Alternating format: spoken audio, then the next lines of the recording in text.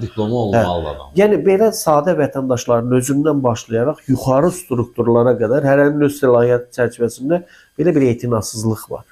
Prezident icra başçısı təyin edir. Pandemiya dövründə biz gördük ki, İsmailin icra başçısı meşədə ovla məşğuldur. Neftçaların icra başçısı şəxsi bəli. Neftçaların icra başçısı bir ferma saxlayırdı.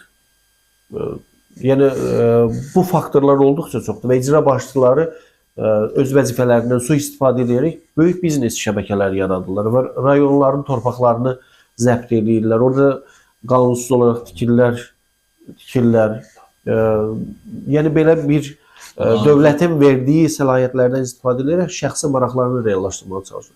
Təbii ki, bu da onu göstərir ki, qanunların icra mexanizminə yenidən baxılmalıdır və hər kəs oturduğu mövqedən asılı olmayaraq, tutduğu vəzifədən asılı olmayaraq qanunlara hörmət eləməlidir. Və təbii ki, biz bunu birgə müzakirə etməliyik və cəmiyyətin müzakirəsinə verməliyik.